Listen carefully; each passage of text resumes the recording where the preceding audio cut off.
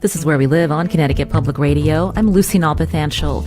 Over the course of the pandemic, residents and policymakers have debated public health guidelines. But advocates for the incarcerated say there's not a, quote, comprehensive state plan to protect people from COVID-19 in Connecticut's correctional facilities. Coming up, we hear what advocates want lawmakers to consider before the legislative session ends on Wednesday. First, Starbucks in West Hartford is the first Starbucks store in Connecticut to have a majority of its staff join a union organizing drive. In just a few minutes, we'll hear from employee Kuzco Gong about the reasons why. Nationwide, the National Labor Relations Board says petitions for union representation have increased more than 50% over the last year. For more context, joining us now on Zoom is Andrea, NPR's labor and workplace correspondent. Andrea, welcome to our show. Hi, thanks for having me. Our listeners can join as well, 888-720-9677. That's 888-720-WNPR. Share a comment on our Facebook page or find us on Twitter at Where We Live. Now, Andrea, you recently wrote about the changing face of the labor movement in our country. And when we think about the demographics, tell us who's joining unions today. Well, I looked at who is petitioning for union elections, and I did this by looking at the National Labor Relations Board's records on these union election petitions, and found that indeed there's been a surge in these petitions for union elections. It covers, these are private sector companies, and I have to say Starbucks makes up something like close to a quarter of all the union election petitions filed in 2022 so far this year.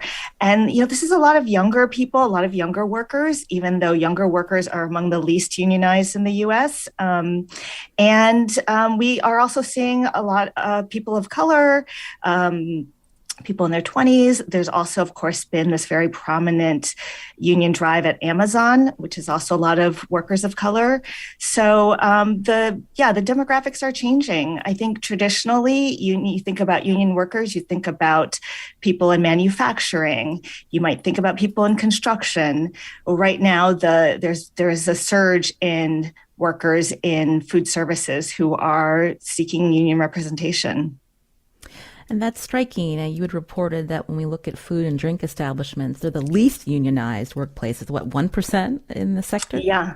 Those were the Labor Department numbers from 2021. 1.2% of food and drink, workers at food and drink establishments are unionized. So, Starbucks so far, I think it's 40 some stores that have now voted to unionize. Starbucks has 9,000 stores or so across the U.S. So it's a small number, but it has grown so fast. And I think that's what has struck everyone, just the speed of this union campaign. The first Starbucks stores voted to unionize last December.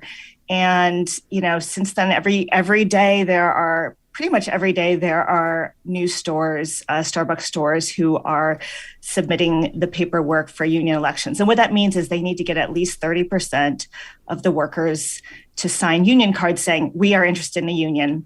That goes to the National Labor Relations Board.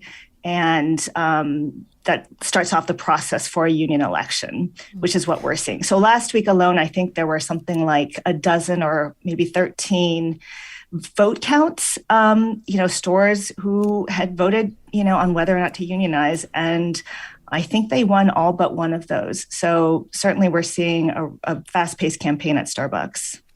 Coming up, we're going to hear from a Connecticut resident, part of efforts to launch a union drive at the first Connecticut Starbucks. Before we get there, Andrea, you mentioned Amazon. A lot of people have been paying attention to the Amazon warehouse at Staten Island. And so there's actually some news happening pretty soon. Can you tell us about that? Yeah, so this afternoon, the vote count in the second warehouse election on Staten Island is going to start and probably finish today. So the first Amazon warehouse to unionize did so about a month ago, just over a month ago. It was a huge deal. It was, nobody really expected this Amazon labor union, which was founded by former and current workers at the warehouse, to win this union election against this giant, the giant of the e-commerce world that nobody so far has been able to unionize. And that vote, I mean, it stunned, I think, even labor experts. It stunned certainly the company. Workers voted 55% to about 45% to unionize there.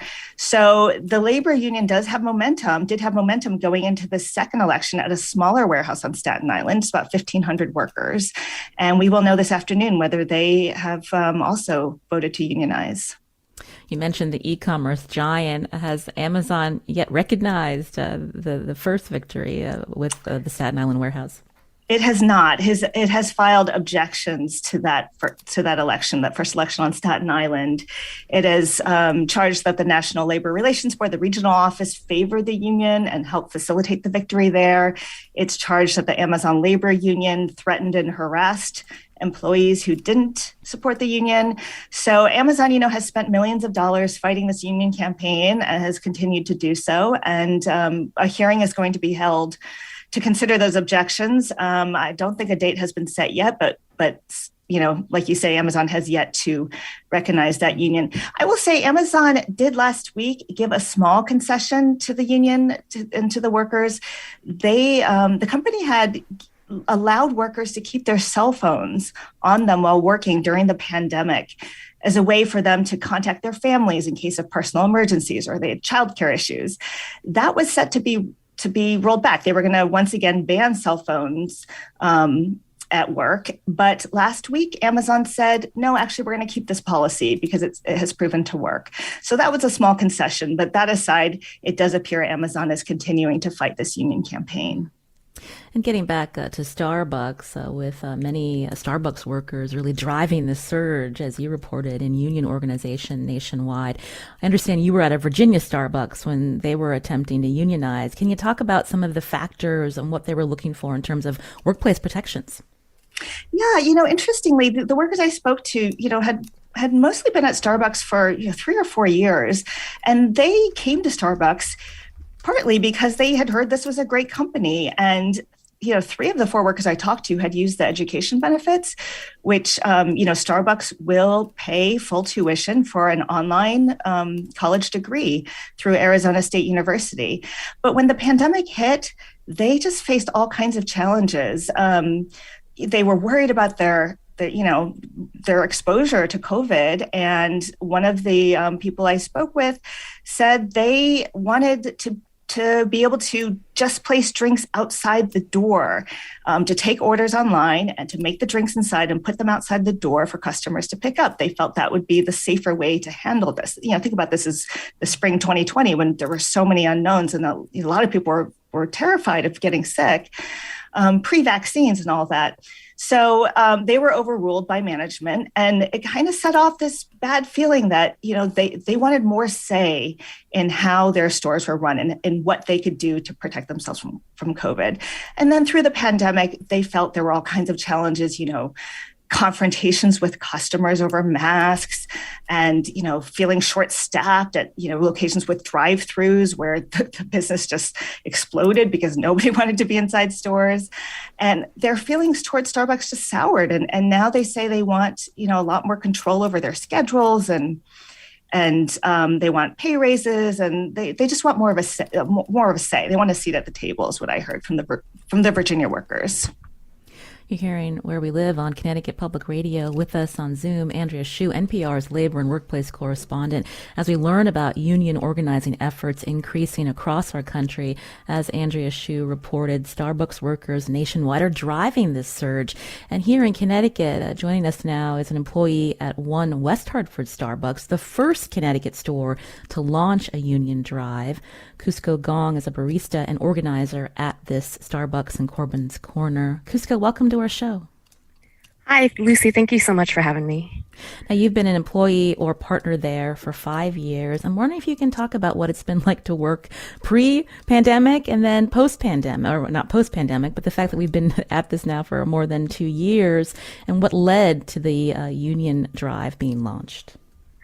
I mean, pre-pandemic, it was not great. I mean, I think things have really been exacerbated by the pandemic to make it a lot worse. I think a lot of what Andrea said is kind of really funny and also a little bit disheartening, because those are, even though she was in a store in Virginia, that is exactly mirroring our experience of what happened during the pandemic. We really had a lot of issues with different guidelines being constantly changed on us, and really an issue of safety overall, of whether or not we would be able to continue working at our stores just because we were considered essential workers. So while we did close for a couple months initially, we did end up opening up much only a little bit after that. So that was a real concern for a lot of us at the time, because again, we were not vaccinated, and at this point Starbucks still has really no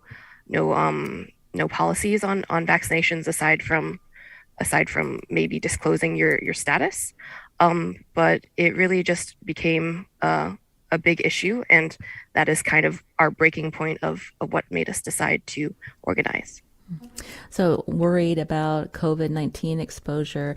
When we think about employees wanting to have more of a say, as Andrea Shu mentioned, thinking about, having a livable wage and not having to work multiple jobs. I mean, what has been your experience and the experience of your team members? Well, in our letter to the CEO, which is something that we put out when we did file our petition, we address the fact that a lot of us at the store do have multiple jobs. I personally have multiple jobs myself, and it is really difficult to kind of pay rent, pay for food, pay for utilities, all just with Starbucks, just because of how limited our hours are. That is definitely one of our personal organizing goals, to make sure that we do have guaranteed hours and guaranteed wages, that make sure that if someone wants to just work at our store and not have to work multiple jobs just to make a living, that would be one of our goals. I understand one of the big requests is thinking about the part-time threshold. If employees work more than 20 hours, they're entitled to benefits. I'm wondering if you can talk more about that, and what has been the experience of people at the Corbin's Corner Starbucks. Well, for Starbucks in general, our busiest season is usually around the holidays, and it tends to be the trend after that is typically business kind of wanes off a little bit, and we do generally get our hours cut around that time. I think particularly this year, I'm not sure if it's at all related to the events that are going on. We have seen our hours just cut very consistently. A lot of people at our store are struggling to even reach that 20 hours thresholds, and that is unfortunately the threshold for getting a lot of the great benefits that Starbucks offers. I am personally in the education program as well, and that is something that requires a 20-hour week minimum. I have known partners who have not been able to make that minimum, and have had their education benefits cut out from under them because of that.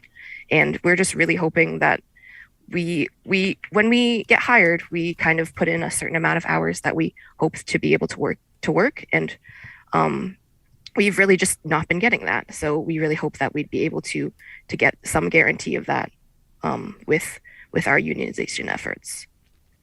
I understand more than 40 Starbucks stores across the U.S. have voted to unionize.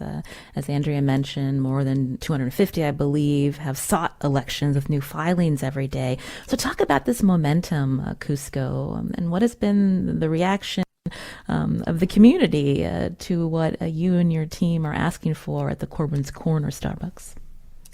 I mean, it's honestly really amazing. I think we never would have had the courage to stand up or file for any sort of petition or anything if we hadn't heard about the other Starbuckses that had done so before us. I think we've addressed this before, but Buffalo was really a point of inspiration for a lot of different stores, and particularly for us. After hearing about Buffalo, there are a couple stores in Boston that filed very, very soon after that, and hearing about Boston, that's so close to us. That's literally just a state away. So that kind of made us feel that we could do it. And in terms of community response, I mean, we've only really gotten positive things. I mean, there'll be people who come in and say that we're doing a great job, and that they really hope that we stay strong and get through this. obviously there have been a couple kind of dissenters on social media and stuff like that, but really nothing in person. So knowing the fact that they have to hide behind a screen or something to voice their negative opinion really kind of almost does a disservice to the message that they have, because everybody who supports us is really willing to come out and say it right to our faces, and it's been really helpful for our efforts. When you cited some of the other stores that have voted either to file petitions or voted to unionize, are you having conversations with them? What other kind of support are you receiving? So it's been really great. Initially, we did contact most of the Starbucks stores are organizing with a nonprofit called Workers United. So we did contact them, but actually what they also did was put us in contact with a lot of different organizers mostly from the Buffalo store, but I believe they're trying to branch out and have more organizers from stores around the country, from other stores that have unionized. So we've been in contact with some of those original organizers from the store in Buffalo, and it's really cool to have it be a partner-led experience, because they've gone through exactly what we're going through right now. And what can you tell us about what stage you're at in terms of collective bargaining? For us personally, we're not really near that, unfortunately. We are currently waiting for our election date for our union vote. But as for collective bargaining, since we are unionizing with the same union for the most part across the board, we're really hoping that we could make a kind of larger scale contract, not a store-to-store contract, maybe not necessarily company-wide either, but with just as many stores kind of under that umbrella as possible. And we're kind of trying to form a contract generally over all that. And there's kind of a list of things. Us personally, definitely we're looking for guaranteed hours and higher wages, but there are a ton of other things as well. Like we had a daily food and beverage markout benefit during the pandemic that they cut after that. So we're hoping to reinstate that when people call out, if the partners picking up the slack have to do extra labor because of that. We're hoping that the way that could be distributed is among the different partners who had to perform that extra labor with that one person short. And there's just a bunch of things like that we're trying to get organized. But obviously that is before negotiations. You've been hearing Kuzco Gong, a barista and organizer at the Corbin's Corner Starbucks in West Hartford. Still with us on Zoom, Andrea Hsu, NPR's labor and workplace correspondent. What has been Starbucks' corporate response to what employees are asking? Yeah, well, Howard Schultz, the longtime leader of Starbucks who came back as the interim CEO, has always said, I want to be able to work directly with our partners. As you say, they call employees partners at Starbucks because they do have stock options. In fact, Kuzco, do you have stock options? Have you been there long enough? I'm not sure if Kuzco is still on the line, but in any event, so Howard Schultz has said, we're better off without somebody in between us, without a party in between us. And I think a lot of workers have taken great offense at this because they say, it's not like there's an organization between us and you. We are your employees. We are the ones who are asking for a union. But Starbucks, is fighting this. And they have said that they have pointed to the generous benefits they have offered over the years. And they have pointed to the things that they've offered employees during the pandemic. Kuzco mentioned the daily food and drink markout as one thing that workers lost that they're trying to get back. Well, Starbucks says that instead it has, maybe not in place, but they've evolved the pandemic benefits as the health emergency itself has evolved. So now they offer isolation leave. If you've been exposed to COVID, the company says you can take 5 days of paid leave twice per quarter. So they continue to maintain that they are offering competitive wages, generous benefits, and that they will continue to work directly with their employees to make it a great place to work. That's basically been Starbucks' argument. You're listening to Where We Live on Connecticut Public Radio. I'm Lucy Nalpathanchel. We're going to continue talking about some of the factors driving more workers to unionize. But I want to thank Kuzco Gong again for joining us, a barista at Corbin's Corner Starbucks in West Hartford. Andrea Shu, NPR's labor and workplace correspondent, will stay with us. And after the break, we're going to learn about a situation at a New Haven charter school that has parents and staff upset with school leadership over the non-renewal of several teacher contracts. The community questions whether these non-renewals were tied to a majority of teachers voting to unionize last year. More after a short break.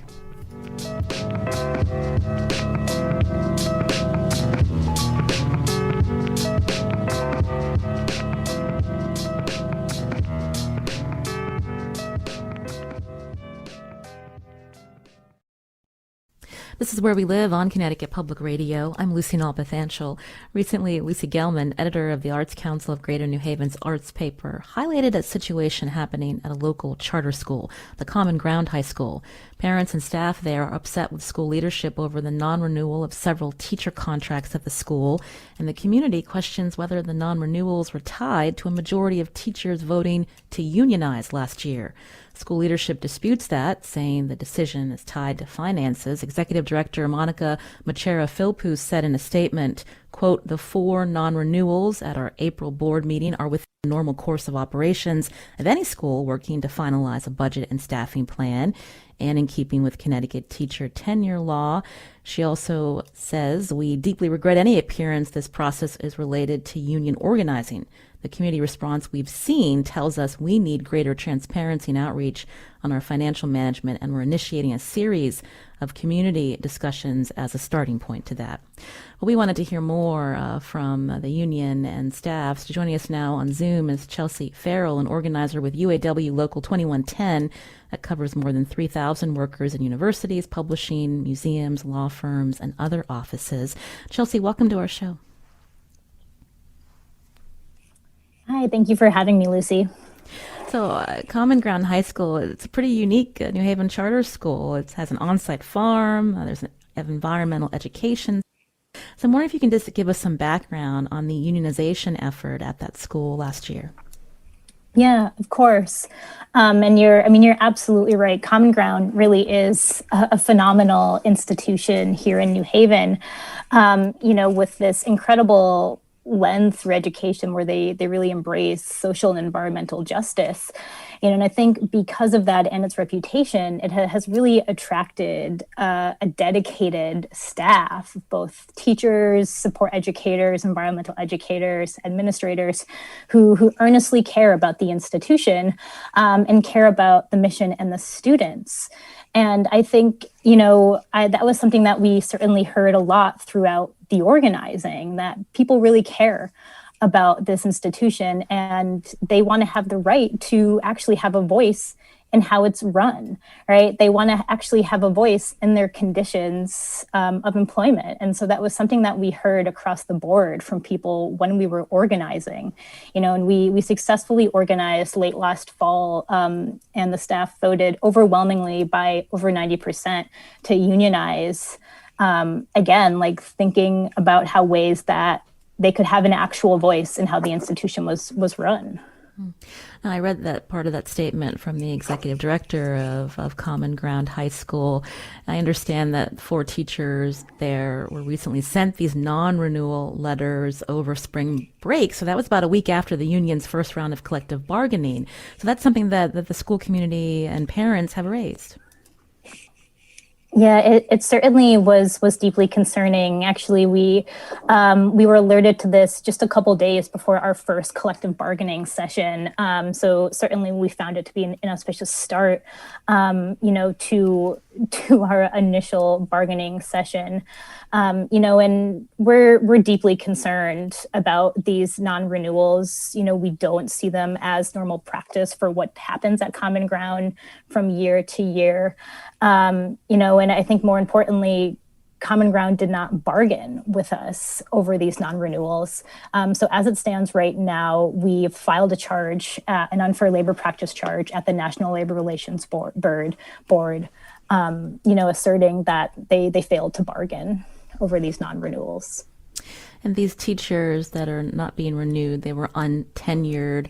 Again, Common Ground's executive director, Monica Machera-Philpott, insists they were let go because of shifting financial and academic priorities. At that last, I believe it was last Monday, the board meeting, there was a slide that read, quote, "We're not firing teachers, we're following a process for reduction in staff that includes following tenure law and working with the union." So how do you respond to that, Chelsea?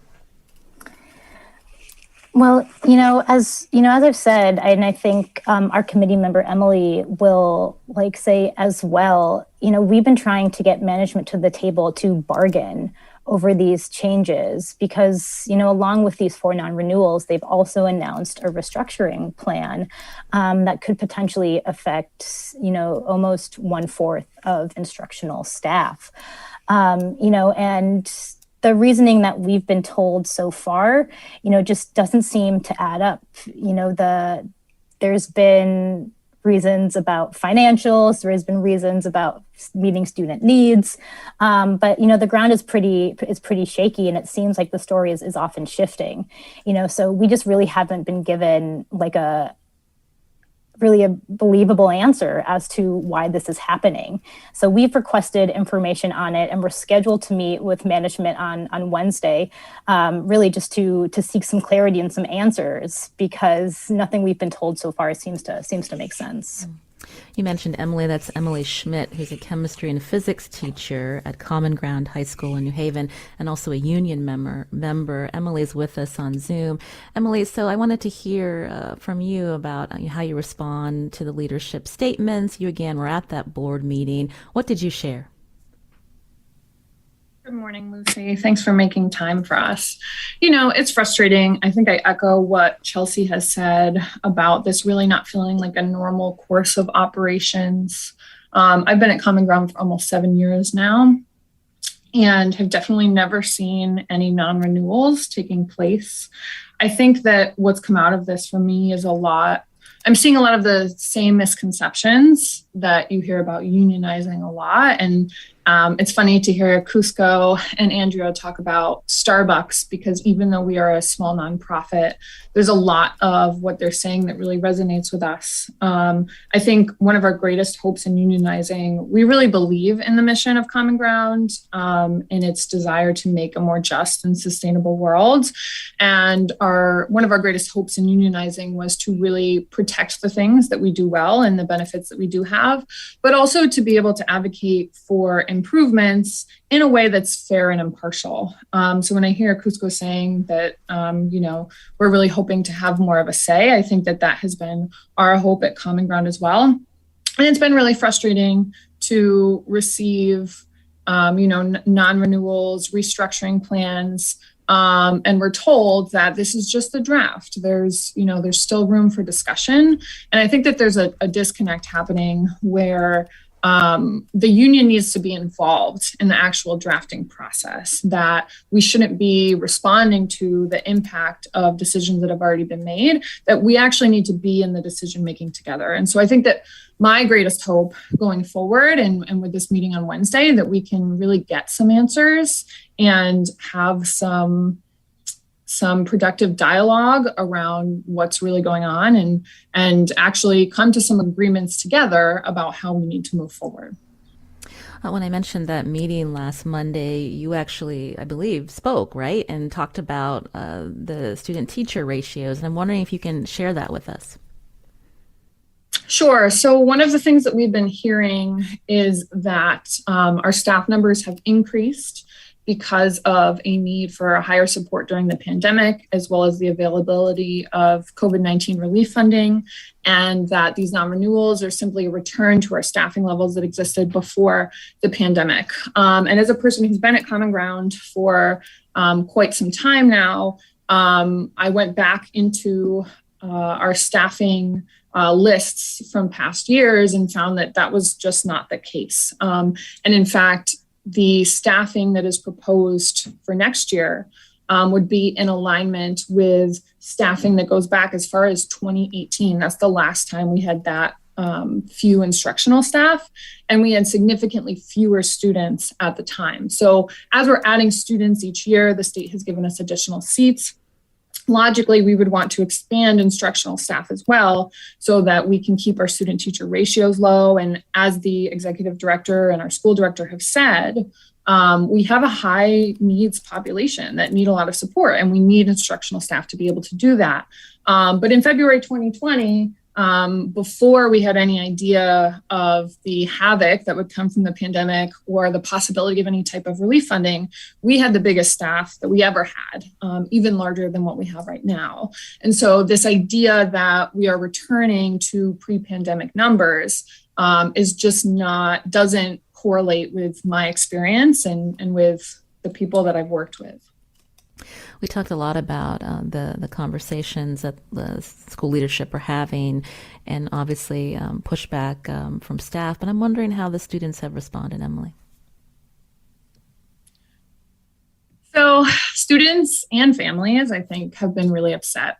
I think it goes without saying that everyone knows we need teachers, and higher student-teacher ratios does not benefit students. And especially right now, we're in a teacher shortage. That's a really big challenge. I think students have a lot of concerns. A lot of these teachers that are either non-renewed or up for non-renewal have been at Common Ground for a long time and are really loved by students in the community. I think part of our philosophy in unionizing is that working conditions are learning conditions. So something like high student-teacher ratios is not good for the students, and it's not good for the teachers, that we have common interests, and our interests are the students' interests. And so students have been really disheartened, I think, to hear about some people that they really love and that really love them, potentially not returning to Common Ground next year. And that's caused them to, follow our Common Ground philosophy of social justice and lead some demonstrations. And, I think it's really important to know that this is really student-led, and that we're very clear from the union side of things that it's never okay to manipulate students for any type of labor gains. And so we have not been involved in the organizing from students or families at all. That's been totally led by them. And when you say students are leading this, there was a walkout after the cuts were announced. Correct. There's been a few events like that. Well, still with us is Andrea Hsu, who's NPR's labor and workplace correspondent. I'm wondering, Andrea, if you can, when you hear about this particular situation in New Haven with this charter school, and when you're thinking about larger trends in this larger labor movement, what stands out to you? Well, for one thing, collective bargaining is a very complicated and often fraught process. And, we've been so focused on the election wins, at Amazon, a massive warehouse, has voted to unionize. At Starbucks, 40-some stores have voted to unionize. But the collective bargaining is still ahead, and that can be very tough. Sometimes unions don't actually come to a contract agreement with the companies, especially when the companies are, staunchly anti-union. So I think we're going to see that a lot ahead with the companies that, with the Starbucks stores that are voting to unionize. The other thing is that it sounds like Common Ground, embraces progressive values. A lot of the, Starbucks considers itself this highly progressive company. I think that's the reputation that Howard Schultz built over many decades. And I've also heard from small businesses, that also embrace progressive values. And these, some of these small business owners are, a little bit taken aback that their employees are trying to unionize. And one actually said to me, I think one of the reasons that it's our businesses that are being targeted is that young, especially young workers feel like, well, if you're progressive, then you should embrace the union. And so, we are seeing a lot of nonprofits, other nonprofits also looking to unionize. I'm not as familiar with schools because I think charter schools do fall under the National Labor Relations Act, at least in some places. Public schools do not. But I think that we are seeing, a shift in unionizing towards workplaces that you may not have traditionally thought of as hotbeds of union activity. Here in Connecticut, we're seeing more academic institutions, Andrea, that are students and staff pushing students who work as, whether they're instructors, but wanting more involvement in unions. Right. Student employees are pushing for a student union in our state as well. So that's an interesting trend that we've noted here in our state. Yeah, and I've seen that across the country too. A lot of graduate student, undergraduate student workers who are looking to organize, and that's something I'm certainly interested in reporting more about. You've also covered nursing homes. When we think about the pandemic, where there were job shortages, but just the working conditions. And as we think about the labor market today, really employees feeling like, they're in a position now to really ask for improvements. And I'm wondering if you can talk about that as part of this larger surge that we're seeing about more workers in different sectors pushing for unions. Yeah, I mean, nursing homes are really in a very difficult position now. I think the industry representing nursing homes say, most of them are short-staffed because they cannot hire staff right now, given the competition they have for workers. So you often, interestingly, hear nursing home owners or nursing home, administrators say, we cannot hire certified nursing assistants because Amazon is paying $19 an hour or $22 an hour, and we cannot afford to pay more. You hear that a lot in the nursing home industry. And you think about it, nursing home workers, especially those who are tending to residents, at their bedsides day after day, that was really some of the hardest work anywhere over the last 2 years, especially. But, even pandemic aside, it's incredibly hard work. But in the pandemic, they had some of the worst working conditions, just COVID just sweeping through these nursing homes. And so this, nursing homes, I think, are in crisis. They aren't enough workers. You'll hear the nursing home industry say, well, we need more money from the government. The government is looking at this, but also saying, nursing homes need to staff up more, especially the ones that are privately owned and may have profits somewhere that they're not spending on the staff. So I think it's all part of what we're seeing right now with employers desperate to hire workers, but especially hard for in some industries like nursing homes right now. Well, I want to thank Andrea Hsu for coming on our show, NPR's labor and workplace correspondent. Thank you for the context you provided. Oh, thank you so much, Lucy. And I want to thank Chelsea Farrell, an organizer with UAW Local 2110, and Emily Schmidt, who's a teacher at Common Ground High School, for coming on to tell us what's happening in their community. And we'll look to see the response after that Wednesday meeting that you mentioned. Chelsea and Emily, thank you for your time. Of course, thank you for having us. Coming up after the break, we're going to pivot to the final days of the legislative session that's before the Connecticut General Assembly. We're going to hear from advocates for the incarcerated about what they want lawmakers to consider before the session ends. Stay with us.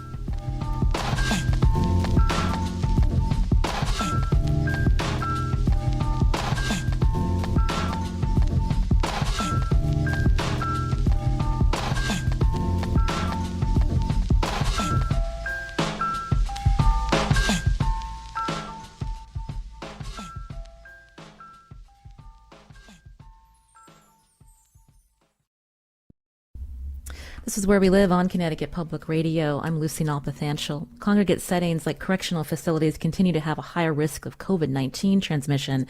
That's why advocates are pushing state lawmakers to come up with a, quote, comprehensive plan to protect the incarcerated. There are just a couple days left in Connecticut General Assembly's legislative session. Now, there's a Senate bill that would create a panel to consider compassionate release for those medically vulnerable. But groups like Katal Center for Equity, Health, and Justice say that legislation doesn't go far enough. Joining us now on the phone is Kenyatta Muzzanni, Director of Organizing at the Katal Center. Kenyatta, welcome to the show. Good morning. Thank you for having me. I mentioned that advocates are calling for the state for a more comprehensive and transparent plan to address COVID-19 in correctional facilities in Connecticut. And so you're going to be hosting some events in these last few days of the session. Tell us what you're specifically asking for. Absolutely. And just to name, I want to say major solidarity to the students and faculty at Common Ground High School. We've been following and stand in support of them, so all power to them. Just wanted to name that before we begin. But Lucy, you asked a really important question. Right now, the Connecticut Department of Corrections does not have a plan to slow the spread of COVID-19 in correctional facilities. You mentioned that it's a congregate care setting, and we've seen incarcerated people and their loved ones speak up very vocally about the issues that are happening behind the wall. So we're seeing incarcerated people who do not have proper PPE, and that includes not having N95 masks and even having masks that are made out of this type of material that the underwear is made out of. We've heard from loved ones that their family members have no clue what's happening and that they're not even properly cleaning. And just from the little bit of information that the DOC is sharing, we know that to date, over 8,400 incarcerated people have tested positive for COVID. And the entire jail and prison population in our state is just at 9,000. So that's 85% of people to date have had COVID-19 in our correctional facilities. And those people will eventually come home, potentially with long COVID. And so the plan that the Department of Corrections currently have is not a plan that's actually viable to slow the spread and save lives. I mentioned that Senate bill, and so there's been a real focus on compassionate release, I believe, over the last 2 years when we think about the medically vulnerable that are incarcerated. And so tell me about that legislation and why your group believes it doesn't quite go far enough. Thank you. So SB 460 is an act to expand compassionate and medical release, as well as public health earned release credits to incarcerated people so that it, in theory, gets them out of incarceration. But what it does is it actually just creates yet another panel within the Board of Pardons and Paroles.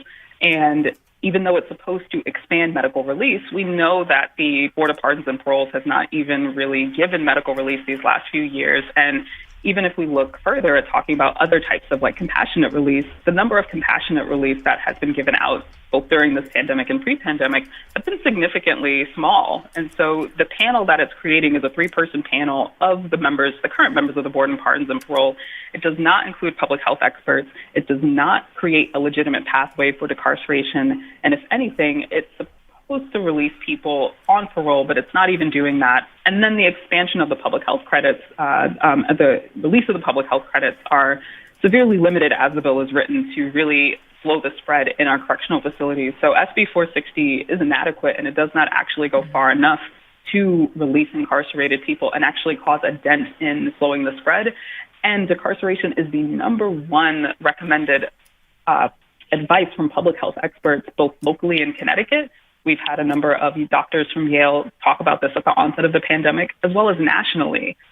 This is recommended by the New England Journal of Medicine. This is recommended by the National Academies for Sciences, Engineering, and Math. And this was most recently put as one of the number one ways to slow the spread being decarceration in correctional facilities by the Prison Policy Initiative, which is a local New England-based organization. So all signs are pointing to creating legitimate pathways and substantial pathways for decarceration. And SB 460 falls short of that. So, Kenyatta, what can be done realistically in the last couple of days of the session by state lawmakers? So state lawmakers have everything right now. The governor has not moved on releasing incarcerated people, so it really is up to lawmakers to amend SB 460 to make it substantive and actually release incarcerated people. And that's just one measure that would actually create a comprehensive and transparent COVID-19 plan.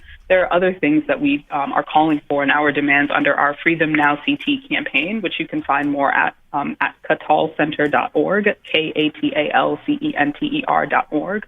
But other measures that would not necessarily be included in SB 460, but could be included in future pieces of legislation that include eliminating the practice of putting incarcerated people in solitary, not inhumane isolation, not solitary confinement, put them somewhere else. Easing the housing restrictions for incarcerated people upon their release. There was an individual early on in this pandemic who did not have his housing approved by the Department of Corrections so he could return home. And a few days later, he contracted COVID-19 and passed away. And so that's really unacceptable. So this is what lawmakers can do, expand SB 460, but also look to other measures that would actually give the Department of Corrections a legitimate and transparent COVID-19 plan and a substantive plan at best. You mentioned solitary. I understand that the Connecticut Mirror reported late last week that lawmakers have passed a bill for the second year in a row to limit the Department of Corrections' use of solitary confinement. Lamont's desk, he vetoed a similar proposal last year. What's Katal's response to the legislation before the governor now? We emphatically are standing in solidarity with Stop Solitary Connecticut, who has been pushing for the PROTECT Act for years, and we urge the governor to sign it not today, but yesterday. It's absolutely needed in Connecticut. And so SB 459, which is the PROTECT Act, is one that we emphatically support. Can you remind our listeners when we talk about the use of solitary and limiting it, what this bill particularly would do? Yes, it would limit solitary confinement only in very extreme cases. It would lower the threshold of the amount of time that someone could be in solitary confinement, because right now it's pretty unfettered in Connecticut how long you can be in solitary confinement. And it would also reduce things like in-cell restraints, which currently we do right now. So as we're having this conversation, because the PROTECT Act was not signed by the governor last year, there are individuals who may be held in in-cell shackling right now. And that is just inhumane for a quote-unquote progressive state as we are in Connecticut. I understand there's also an ombuds office that would also provide some oversight. It had been cut, I believe, more than 10 years ago to save money. So is that a positive step to make sure that this practice is limited as the bill and potential law calls for? It absolutely is. And the thing that you'll find within the Connecticut Department of Correction, you hear it in this bill with the PROTECT Act, and you hear it with what we're naming in our Freedom Now CT campaign. There needs to be oversight. The Department of Corrections right now is just operating in a vacuum where the public does not have access to what's going on. Incarcerated people and their loved ones who are on the outside, the loved ones of incarcerated people who are on the outside trying to support them, don't have the ability to see what's happening within the Department of Corrections. It's incredibly opaque. And so this ombudsman as well, in the PROTECT Act, as well as what we're calling for in our Freedom Now Connecticut campaign, which is an independent body of oversight, an independent oversight body of health experts to see the plan that they have for prevention and management of COVID-19 in state correctional facilities. Those oversight councils in the DOC are absolutely needed. Well, Kenyatta Muzzanni, again, Director of Organizing at the Katal Center for Equity, Health, and Justice. Thank you for coming on to talk about, some efforts this week before this legislative session ends to think about the incarcerated, pushing lawmakers to think about them and change in policies. I want to mention on our website, ctpublic.org/where we live, we'll have more information about the Katal Center's Free Them Now CT campaign. Kenyatta, we appreciate your time today. Thanks for coming on. Thanks for coming on, and I hope that folks can join us on Wednesday at 10 a.m. at the Capitol. Thanks, Kenyatta. I'm Lucy Nalpathanchel. Today's show is produced by Katie Pellico. Our technical director is Kat Pastor. Coming up tomorrow, the journey to comprehensive content moderation on Twitter has been a long one, but the tech giant may be changing course. On the next Where We Live, we'll talk about what Twitter could look like under Elon Musk and if free speech and content moderation can coexist together. Are you still using Twitter? Join us. That's tomorrow.